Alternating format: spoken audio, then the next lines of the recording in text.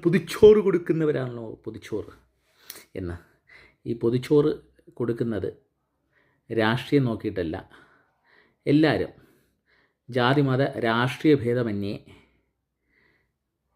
സംഘടനകൾ, വിവിധ സംഘടനകൾ, യൂത്ത് കോൺഗ്രസ് ആണെങ്കിലും കേരള കോൺഗ്രസ് ആണെങ്കിലും KSU ആണെങ്കിലും DYFI ആണെങ്കിലും SFI ആണെങ്കിലും പൊതിച്ചോറും ബിരിയാണിയും ഒക്കെ, ബിരിയാണി ചലഞ്ച് നടത്തുവാണെങ്കിലും പൊതിച്ചോറ് കൊടുക്കുവാണെങ്കിലൊക്കെ അവർ എല്ലാ വീടുകളിലും വരും.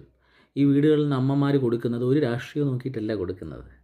ഇവൻ്റെ എന്ത് രാഷ്ട്രീയമാണെന്ന് നോക്കിയിട്ടല്ലോ, പൊതിച്ചോറ് ആണ്, അത് കൊടുക്കണം.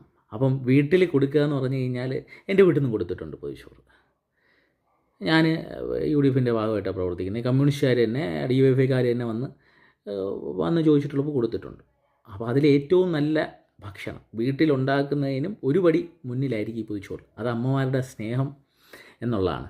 അതിൽ DYFIക്കാർ മാത്രമല്ല പൊതിച്ചോറ് കൊടുക്കുന്നതും, DYFI മാത്രമല്ല തീറ്റി പോറ്റുന്ന, എല്ലാം കൂടെ ഒന്ന് മനസ്സിലാക്കിയാൽ കൊള്ളാം.